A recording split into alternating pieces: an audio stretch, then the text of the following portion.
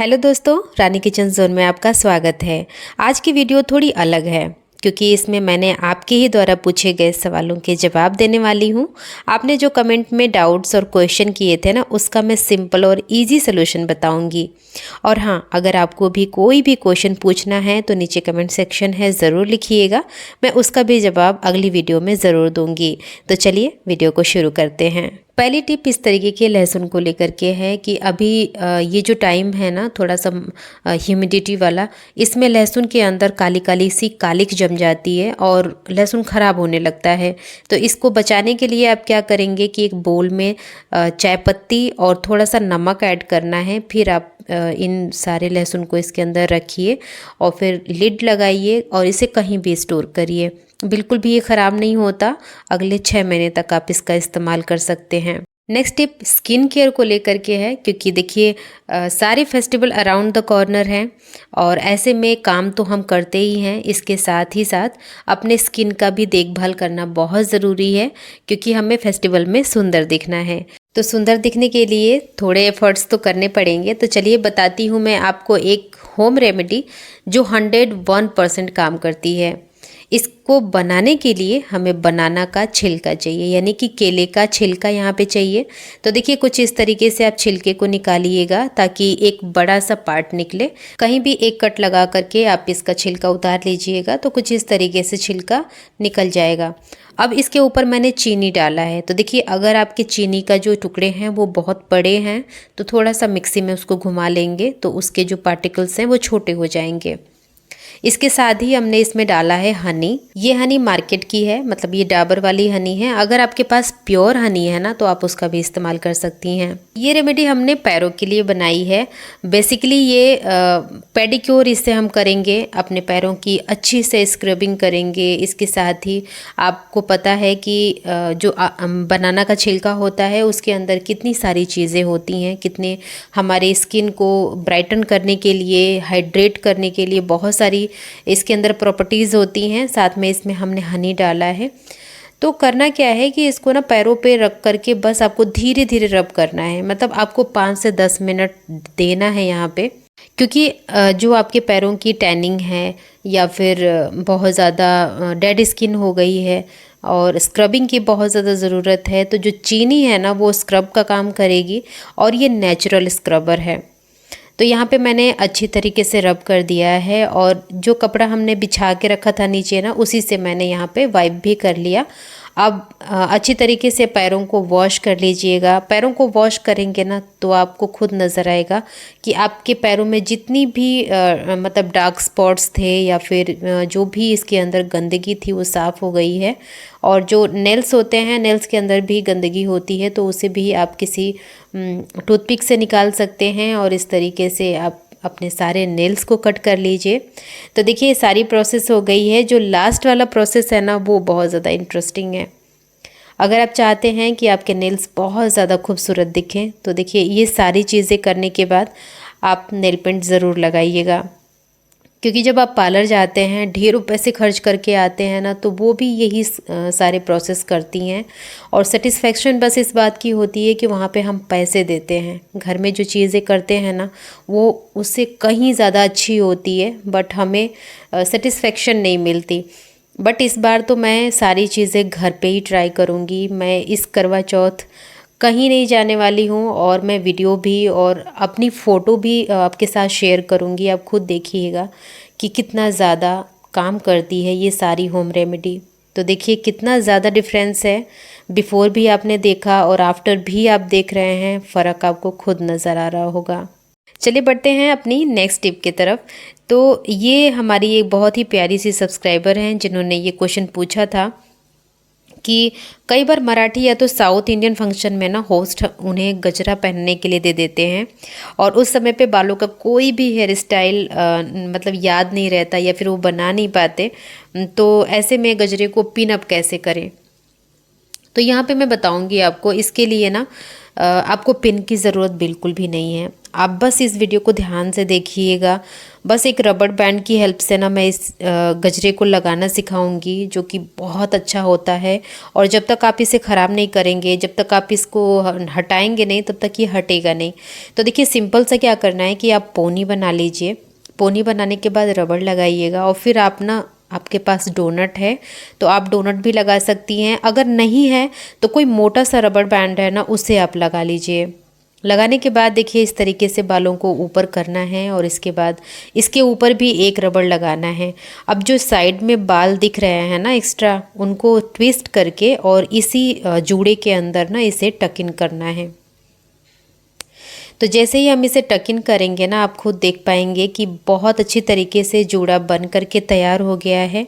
अब इसको आप अपनी मनपसंद की एक्सेसरीज से डेकोरेट कर लीजिए। लाइक मेरे पास ये रोज़ हैं, तो मैं इसमें रोज़ भी लगा करके इस तरीके से बना सकती हूँ। और अगर आप इसमें पर्टिकुलर गजरा ही लगाना चाहती हैं तो वो भी मैं बताती हूँ कि आप कैसे लगाएंगे।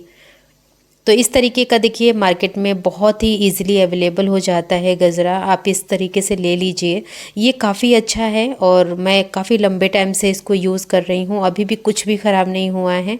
तो ये बहुत ही सिंपल सा तरीका है गजरा लगाने का या फिर गजरे से हेयर स्टाइल बनाने का। आप इस टिप को ज़रूर ट्राई करिएगा, डेफिनेटली सबको पसंद आएगा। और ये है बहुत ही सिंपल सी टिप, मतलब इसमें कुछ भी तामझाम नहीं है, देखने में भी खूबसूरत लगता है और आपका काम चुटकियों में बन जाता है। तो मैं उम्मीद करूंगी कि ये टिप आपको ज़रूर पसंद आई होगी, कमेंट बॉक्स में ज़रूर बताइएगा।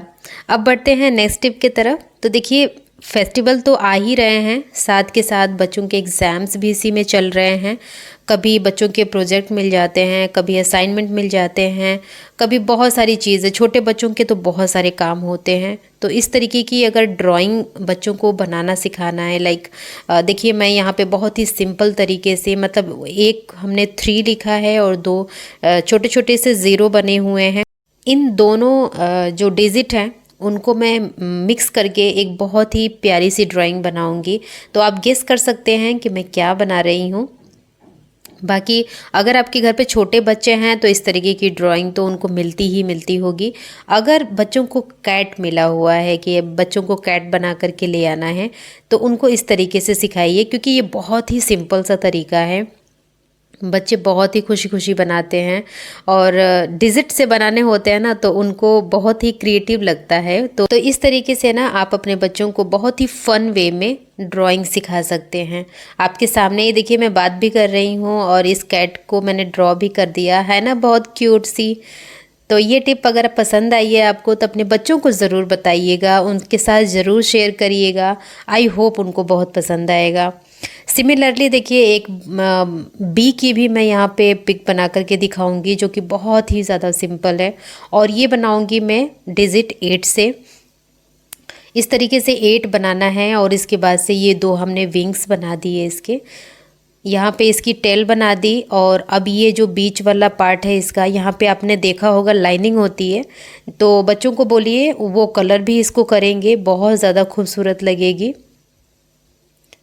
तो इस तरीके से देखिए मैंने इसके आईज, इसके लिप्स वगैरह भी बना दिए। अब ये जो 2 एंटीना होता है ना, वो भी मैं बना दे रही हूँ। बनने के बाद देखिए लग रहा है ना कि ये बहुत ज़्यादा हार्ड है, बट जो टेक्निक है ना उसकी हेल्प से ये ड्राइंग बनाना बहुत ज़्यादा इजी हो जाएगा। ड्राइंग तो बन गई है, आप कलर दे दीजिए, बच्चे आराम से इसको कलर करेंगे और बिजी भी रहेंगे। बढ़ते हैं नेक्स्ट टिप की तरफ। तो नेक्स्ट टिप भी उन्हीं का है, मतलब उनके द्वारा ही पूछे गए सवाल हैं ये, कि जब वो काजल लगाती हैं तो काजल बहुत जल्दी स्मच हो जाते हैं। तो इसके लिए देखिए आप ना इस तरीके के जो प्लम के काजल होते हैं उसे भी आप यूज़ कर सकती हैं, बहुत अच्छा रिस्पॉन्स है इसका भी। और इसकी जो एप्लीकेशन होती है ना वो भी बहुत स्मूथ होती है। कंपैरिजन भी बताऊंगी मैं। तो ये दोनों काजल मैं अप्लाई करती हूँ, इसलिए मैं इन दोनों का ही रिव्यू आपके साथ शेयर कर रही हूँ। दूसरा है ये रेने का मिडनाइट काजल।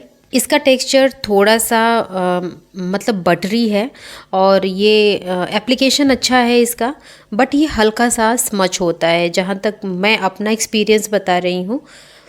क्योंकि प्लम का जो काजल है ना उसे आप लगाएंगे तो ये बिल्कुल भी स्मच नहीं होता है, ये हल्का सा स्मच होता है। जब ये सूख जाता है ना फिर थोड़ा सा स्टेबल रहता है। तो अगर आपके साथ बहुत ही मेजर प्रॉब्लम है ना, कई लोगों की आंखों में काजल रुकता ही नहीं है, तो आप ना मिडनाइट वाला जो काजल है उसे ना लेकर के जो ये प्लम वाला काजल है ना, इसे आप ले सकते हैं। देखिए आधे घंटे के बाद मैंने इसको इस तरीके से रब किया, ये बिल्कुल भी स्मज नहीं होता है। अब बढ़ते हैं नेक्स्ट टिप की तरफ। देखिए हम जब घर की सफाई करते हैं ना, और जब हम डी क्लटर करते हैं, बहुत सारी चीज़ें निकलती हैं। उसी में से देखिए ये टी शर्ट भी है। कभी कभी ना ये अच्छे होते हैं टी शर्ट, बट आपका मन उब गया रहता है पहन पहन करके, तो इसको आप फेंकिए नहीं, आप इसको रीयूज़ करिए। ऐसे में देखिए करना क्या है आपको कि टी शर्ट को इस तरीके से फैला दीजिए किसी भी सरफेस पे, और दोनों स्लीव्स को आप निकाल दीजिए। तो यहाँ पे देखिए दोनों स्लीव्स मैंने कट कर दिए हैं, बट अभी भी ये जो शोल्डर वाला पार्ट है ना चौड़ा है, तो इस तरीके से मैं दोबारा इसकी कटिंग कर रही हूँ और शोल्डर को थोड़ा सा पतला कर रही हूँ। तो देखिए इस तरीके से दो साइड इसके निकल गए। अब आप इसको पलटिएगा। पलटने के बाद देखिए आप ना सिंगल पीस, मतलब जो पीछे वाला जो पार्ट है ना, सिर्फ उसी को पकड़ करके इस तरीके से जो नेक वाला पार्ट है उसको कट करना है। देखिए कट करने के बाद इसको फोल्ड कर लीजिएगा। फोल्ड करके भी इसकी कटिंग कर लेनी है।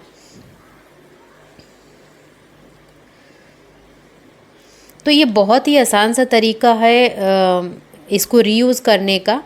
अब यहाँ पे बिल्कुल मिड से पकड़ करके मैंने इस तरीके से रखा, और एक कट पूरा ही लगा देना है, मतलब ऊपर से नीचे तक पूरा ही कट करना है।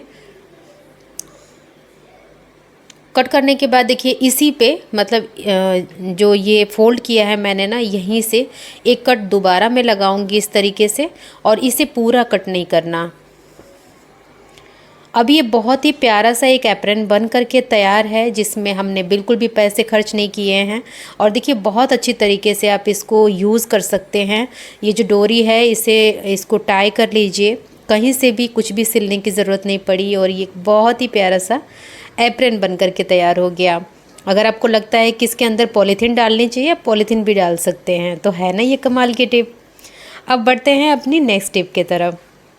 तो यहाँ पे मैंने कॉटन का कपड़ा ले लिया है इस तरीके का, या फिर जो मलमल के कपड़े होते हैं आप उसे भी ले सकते हैं, और इस तरीके से कटिंग कर लीजिए। एक छोटा सा पार्ट निकालना है, और इसके अंदर देखिए हमने डाल दिया है नमक। जो भी नमक आप इस्तेमाल करते हैं खाने में उसे ले लीजिएगा, और इस तरीके से रखने के बाद इसकी छोटी सी पोटली बनानी है। इसको सिक्योर कर लीजिएगा आप किसी भी रबर बैंड से, या फिर यहाँ पे आप एक छोटी सी रस्सी भी बांध सकते हैं इसके अंदर।